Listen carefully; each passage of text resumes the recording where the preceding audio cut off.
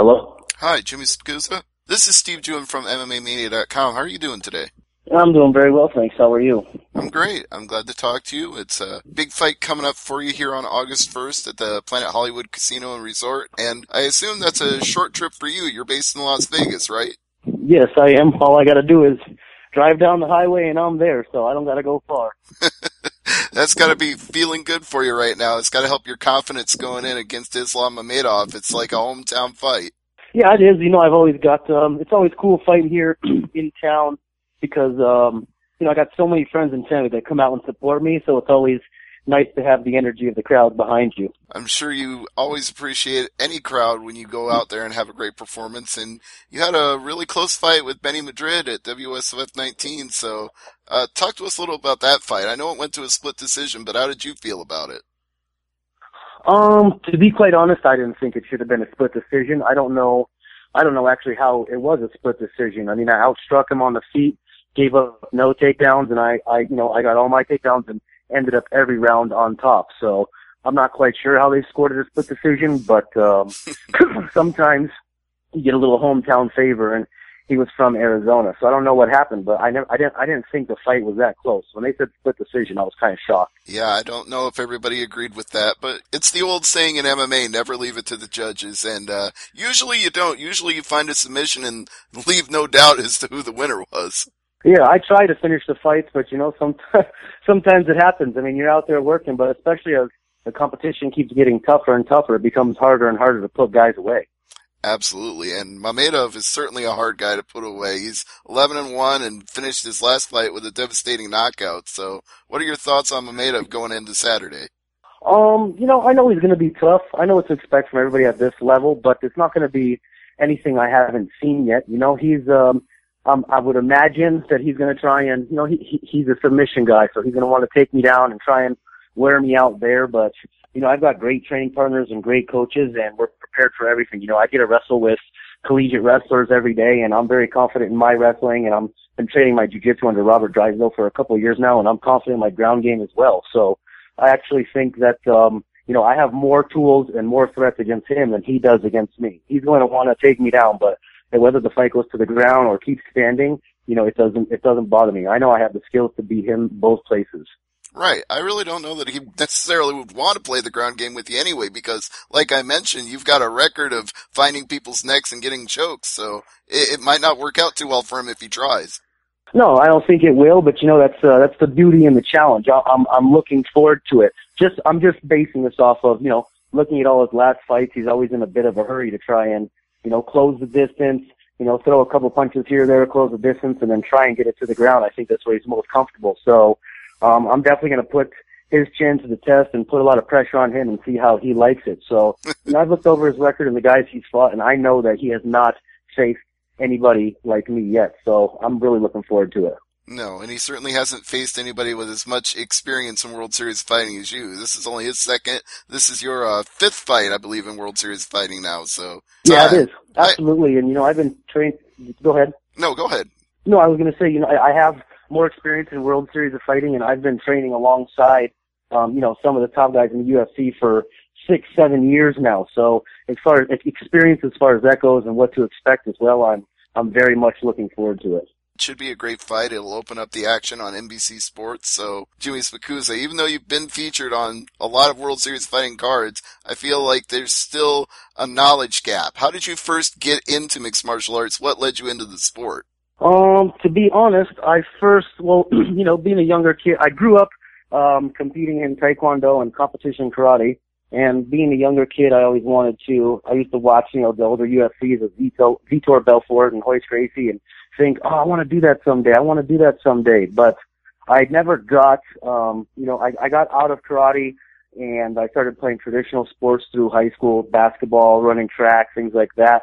And it wasn't until after high school I got back into mixed martial arts. It was because, actually, when I was 17 years old, my father passed away. And I was I was a 17-year-old kid. I was angry, making some bad choices, not doing the greatest things. And I was just angry going out, you know, kind of trying to get myself into some trouble and things like that. So it gave me an outlet to, you know, to kind of harness that anger, and gave me an opportunity to turn a negative thing into my life into a positive. And here I am today. We seem to hear that from a lot of fighters. I know personally I've talked to a lot of fighters who said, I was a troubled kid, I had a hard knock life, and all of a sudden I found MMA, and now I have discipline in my life, and I have focus, and I can channel my frustration into positivity. Do you think that's just generally true of fighters, that a lot of them come in with something that motivates them that way?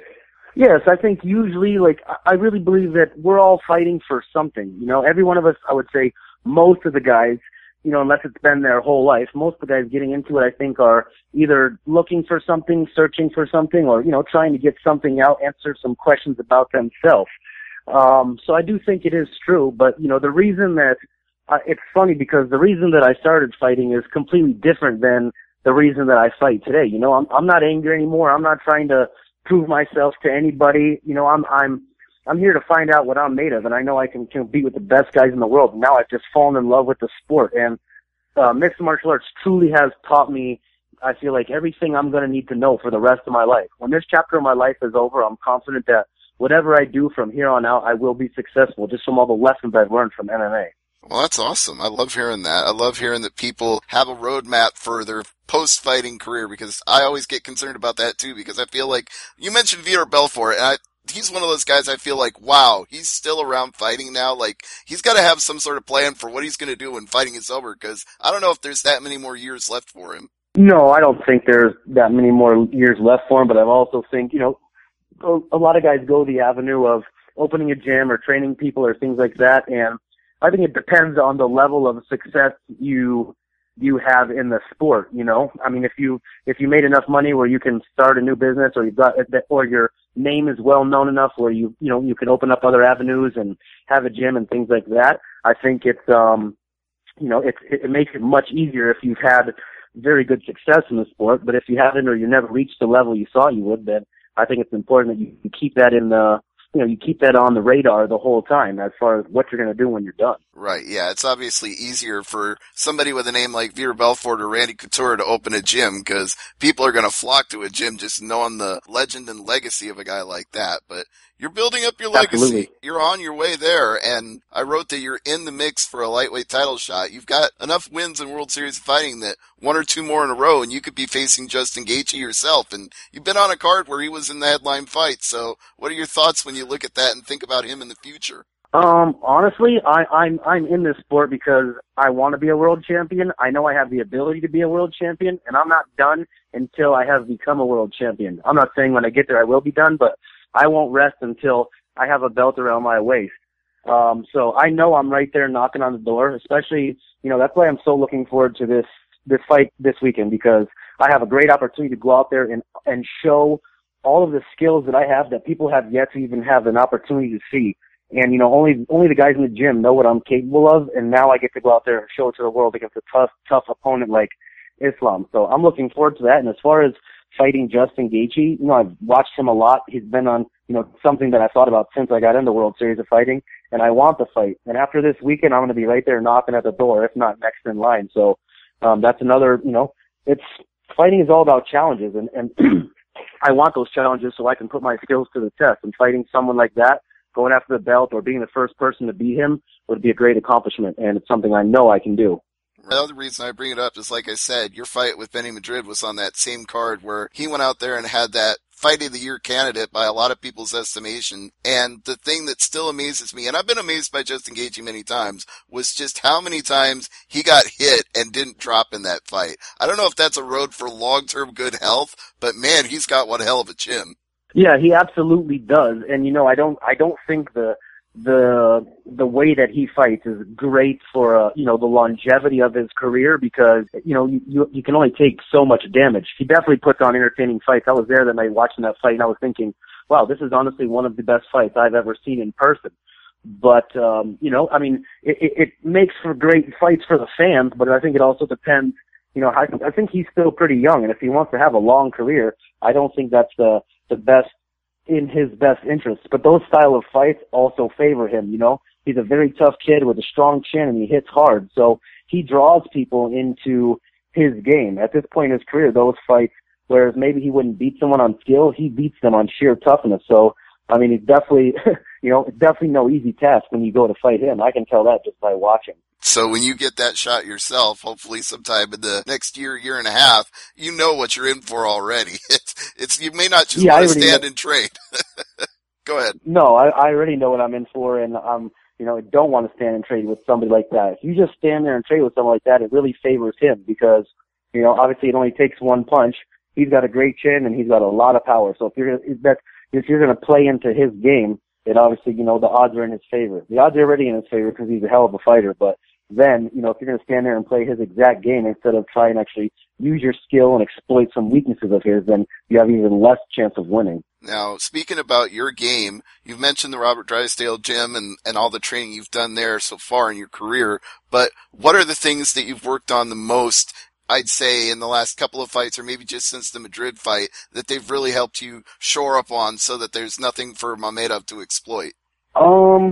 I'm sure this is the cliche answer everybody gives you, but I'm always working on everything. But I would say the two things that I have worked most on lately, and that have grown the most over the past year or two, I would say, is my wrestling and my boxing. I have worked a lot with my boxing, and I've incorporated boxing sparring with a 17-0 pro who was just a monster, and it showed me like a whole nother level of striking, and I've learned so much about the sport from doing that as far as timing and distance and when to use your power, when to use your speed, and really bringing up my fight IQ. Going against someone that level has definitely helped me step my game up, and just wrestling as a whole. I think if you have good wrestling and you have the ability to control whether the fight stays up or down. So I've got great defensive wrestling and I've got great offensive wrestling. It just depends which way I want to use it. Now, I'm curious about the boxing, and it's probably because I just saw the movie Southpaw last week, but I was watching that movie with a skeptical eye going,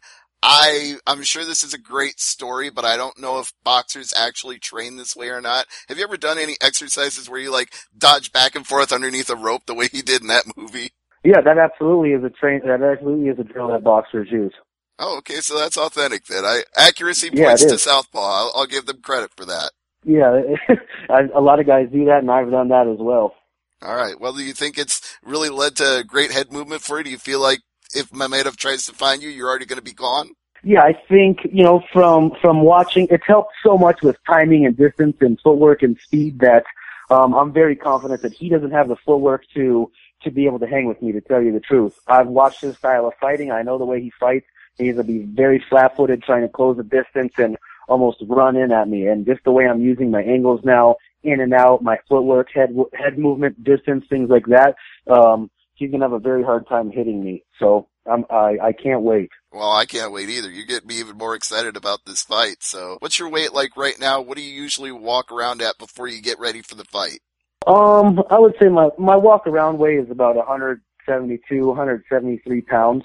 And I'm one of those guys that's always pretty much eating clean and always in the gym, so it's never too hard. And then, that's like if I'm not in training camp. But then as I clean up my diet, like this morning to start my weight cut, I'm 167 pounds. So, being that we get 1 pound allowance, I got 11 pounds to go, and it'll be very easy cut for me. I've never had a problem making weight. I always make it, and every time it gets easier and easier. So I'm right on track where I need to be, 11 pounds to go, and I'll be good to go. Yeah, and you've got plenty of time. You've got between now and Friday to get off the extra pounds. So I don't think... Yeah, it'll be easy. Yeah, you won't have any problem with that at all. But it is, of course, a very big issue in MMA these days in general because competing organizations like UFC have new policies now where fighters are going to be restricted in the ways that they're allowed to cut weight. So do you ever see yourself moving up, or do you think it's always going to be at lightweight for you? No, I think, maybe as I get older, if it ever becomes harder to make weight, then I guess I would consider it, but I'm very comfortable at lightweight. A lot of people will think I'm bigger than I am or that I cut a lot of weight and things like that, but it's not true, I don't ever even use an IV to rehydrate, so I do my cuts well. They're very easy, very smooth to me, and I put my weight back on well. So I'm eating the whole week. I eat breakfast the morning of cutting weight, so I've got it down to a pretty good science, and I wouldn't see any need to have to go up unless it was just the challenge that I was looking for. Right. But I'm just curious now, since you mentioned you still eat breakfast on the day of weigh-ins. What's a breakfast like for you on the weigh-in day? Maybe I'll have 6 or 8 egg whites, half a banana, a cup of coffee, and then I'll go cut my weight. Oh, so a lot of protein, not a lot of carbs then. Yeah, no, just something to keep my metabolism, my system going, and just give me a little bit of energy while I'm cutting those last few pounds so I don't feel completely depleted. Right, yeah, that's the one thing that always scares me when I see fighters weighing in and they just look hollow-eyed and gaunt and completely drawn out. It's like, that can't be a good way to fight if you're completely spent and you have no energy just getting on the scale. No, I think that has a lot to do with their nutrition before, the 8 weeks prior to the fight, because I've never felt that way, and I've never felt like that horrible, and the weight has always come off pretty easy. I think it's, if guys aren't eating well and they've got a bunch of crap still left over in their body and then they try changing their diet 3 weeks before, that's not enough time to flush everything out. And then they're having to work really hard. Their body doesn't want to let the water go and all that. So I think when they look that way, they're not doing it correctly. So the bottom line is no cheeseburgers, no pizza, no potato chips. Eat clean. No offense to Big Country, but don't eat like Big Country. Yeah, no offense to him, but don't eat like Big Country. But then I'm not going to knock the guy because it has worked for him, and he's at a much more successful point in his career than I am in mine. So to each their own. That's true. But time will tell. I mean, your career is only trajectorying up right now, so I think it's going to be continued success going forward. We'll find out on Saturday, but before we wrap, I want to give you a chance to plug sponsors, teammates, social media, anything else you want to throw out there. No, I appreciate the support from all my friends and family, my teammates, everybody at Robert Drysdale's gym, Roy Jones' gym, over at everybody at Evan Dunham's gym, and a couple of my teammates, Evan Dunham and Kevin Lee, both in the UFC, who have done a great job of helping me get ready for this fight. We were all getting ready for our fights together, and another teammate of mine, Pete Martin, who is, he's fighting on the same card as me as well. So we're all in great shape right now. We all push each other, and I can't wait. All right, well, we can't wait either. It's World Series of Fighting 22, Paul Harris versus Shields, on Saturday, August 1st at the Planet Hollywood Casino and Resort. Jimmy, it's been a great interview. Thanks for the time today. Thanks for the call. Look forward to see you on Saturday. All right.